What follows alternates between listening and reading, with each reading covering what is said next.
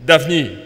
Et d'abord, Nicolas Sarkozy a clairement réaffirmé sa conviction personnelle en faveur du maintien de la Calédonie dans la France. Il a aussi salué une France qui tient ses promesses et une Nouvelle-Calédonie à la hauteur de son destin. Il nous a affirmé avec force que la France est un espace de liberté qui protège. Il nous a assuré que la France est sensibilisée et attentive au destin de la Nouvelle-Calédonie, à ses spécificités, à son identité. Il nous a répété que nous ne pouvions pas attendre passivement la date de 2014, mais qu'il fallait la préparer. Et il nous a indiqué que nous pourrions compter sur son appui déterminé si nous souhaitions, le moment venu, faire évoluer l'accord de Nouméa et si nous voulions engager la Nouvelle-Calédonie dans des perspectives nouvelles au sein de la République.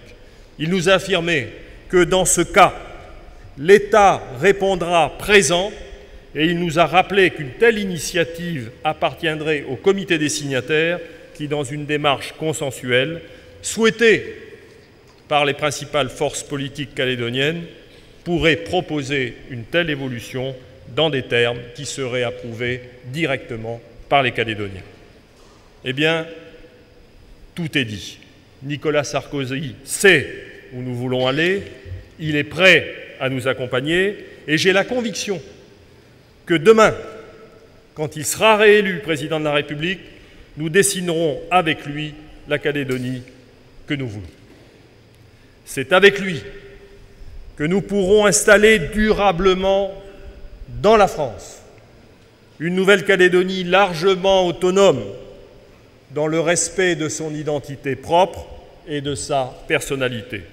Ce projet, nous l'avons rêvé, nous allons le bâtir avec nos partenaires indépendantistes.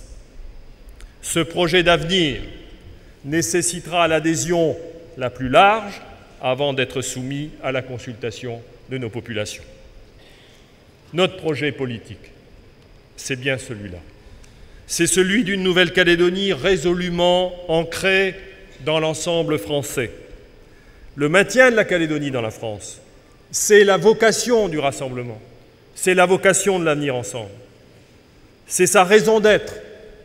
Et je vous l'affirme, mes objectifs, mes convictions n'ont jamais changé. Je veux, moi, que la Calédonie reste dans la France. Je ne veux pas...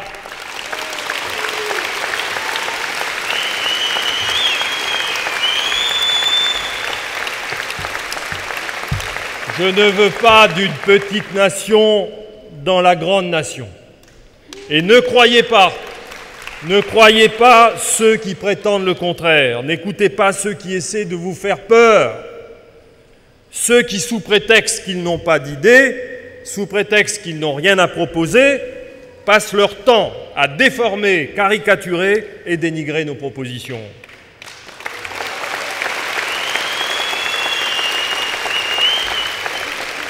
Ne les croyez pas non plus quand ils prétendent que l'on fait des choses cachées ou dans le dos des Calédoniens. Je vous l'affirme clairement, il n'y a pas de combine, il n'y a pas d'accord secret, il n'y a pas de complot. C'est vous qui aurez le dernier mot, ce sont les Calédoniens qui choisiront leur destin, ce sont eux qui se prononceront sur leur avenir. Et d'ailleurs,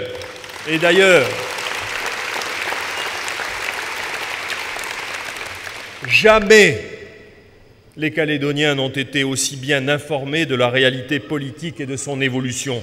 C'est pour cela que nous avons décidé, en juin 2010, la mise en place de ces 3 comités de pilotage.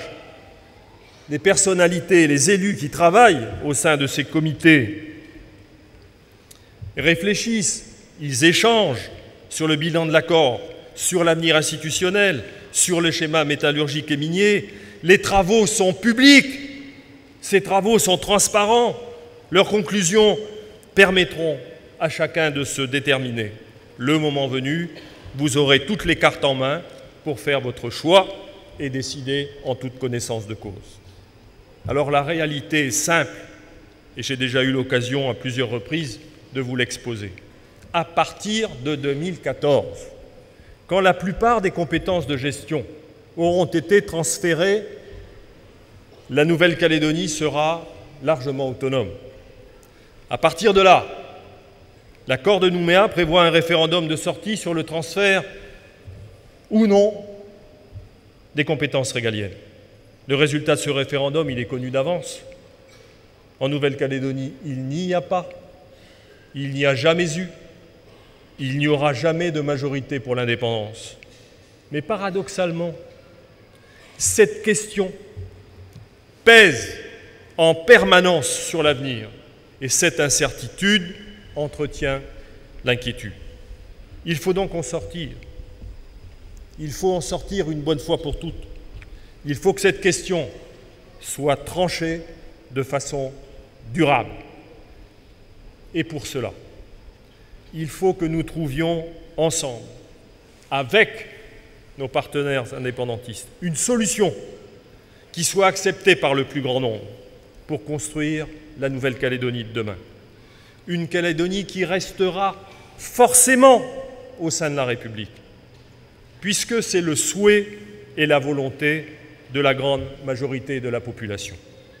Et c'est pour cette raison que j'ai déclaré récemment, lors d'un des comités directeurs du Rassemblement, que l'ultime concession, ce sont nos partenaires indépendantistes qui la feront. Ce sont eux qui la feront. Quand, avec nous, en confiance, ils choisiront librement d'inscrire notre avenir dans la France.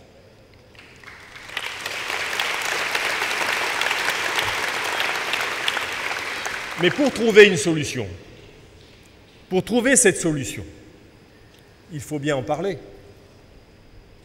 Comment voulez-vous que nous arrivions à imaginer, à inventer, à élaborer une solution partagée par tous sans engager le dialogue avec nos adversaires indépendantistes?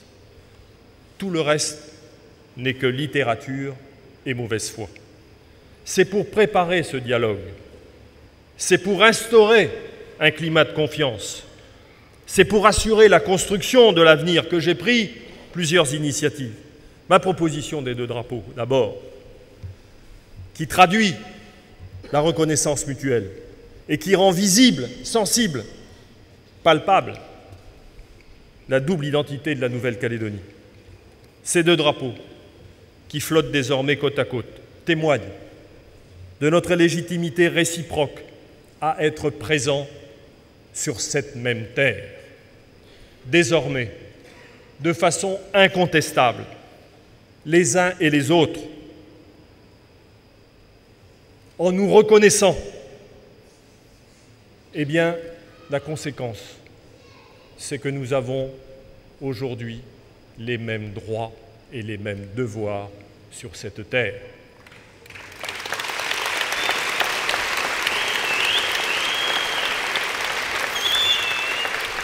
Il y a eu ensuite la mise en place d'un nouveau partage des responsabilités institutionnelles, parce qu'il fallait donner une place à chacun et ne pas avoir peur de sortir des schémas imposés qui semblaient immuables.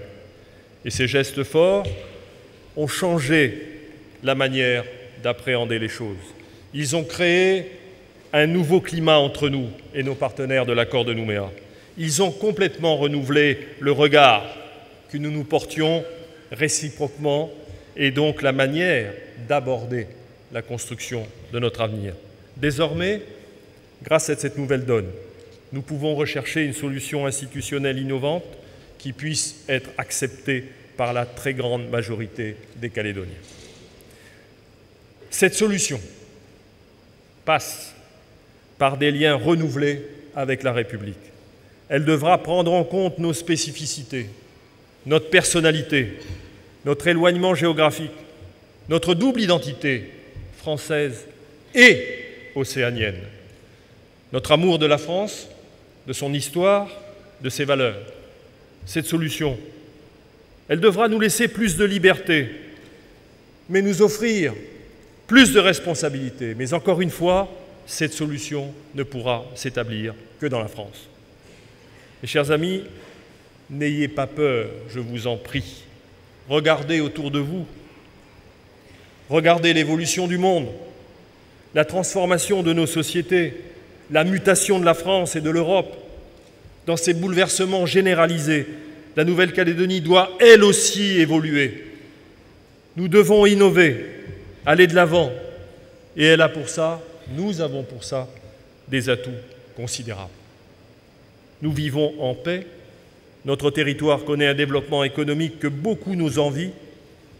Notre avenir est entièrement entre nos mains. En tout cas, bien plus dans les mains de la génération qui vient après nous. Car cette génération peut aussi imaginer, devra imaginer les solutions les plus novatrices, les plus avant-gardistes.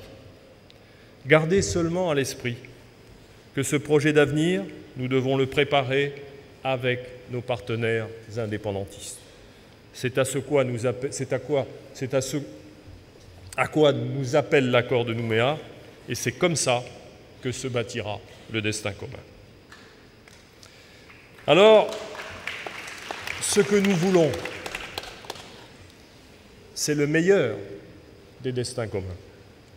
Et cet avenir partagé doit se construire avec l'ensemble de nos populations, dans nos 3 provinces et à l'échelle de la Nouvelle-Calédonie. Ce destin commun, il doit aussi s'édifier, et chacun en a conscience aujourd'hui, autour de la ressource essentielle que constitue notre sous-sol, et notamment nos richesses en nickel. Je veux vous rappeler une des phrases de Nicolas Sarkozy qu'il a prononcée ici, dans cette salle.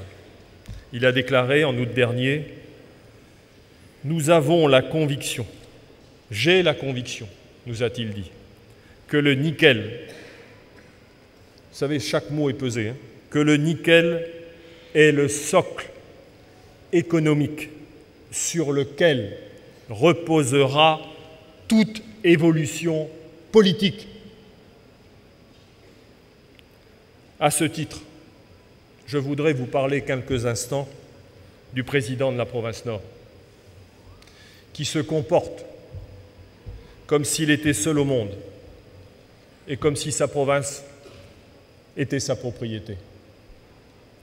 Je ne comprends pas cette politique qui consiste à enfermer sa province sur elle-même, en décourageant toute initiative privée, en restant sourd aux aspirations de ses populations, et notamment celles de la côte Est, qu'il pousse inexorablement vers l'exode vers Nouméa, l'exode vers son agglomération, en refusant de participer aux solutions que nous proposons pour soulager la province Sud, dont les difficultés financières, vous le savez, sont liées justement à ces mouvements de population. Mais il y a plus grave, et je veux revenir à ce que je viens de vous dire sur le nickel. Je ne comprends pas que Paul Néaoutyine ne se sente pas, en tout cas ne se sente en rien engagé par le schéma métallurgique et minier que nous sommes en train d'élaborer au sein du comité stratégique. Je ne comprends pas son initiative récente de s'engager dans un projet métallurgique en Chine, après l'avoir fait en Corée, et peut-être demain au Japon, alors que les conclusions du comité stratégique présidé par Madame Dutilleul ne sont pas encore connues. Je ne comprends pas que la province Nord mène ainsi sa propre politique métallurgique et minière dans la plus totale opacité. Je trouve cela très grave. Pourquoi ? Parce que je n'oublie pas, écoutez-moi bien, je n'oublie pas que les incidents les plus sérieux que nous ayons connus après 1988 ont tous été liés aux enjeux du nickel. Souvenez-vous du préalable minier, du geste fort. Souvenez-vous des manifestations autour du Cognambo dans les années 96-97. Aujourd'hui, l'attitude de la province Nord contrarie le schéma global que nous tentons d'élaborer au sein du comité stratégique industriel.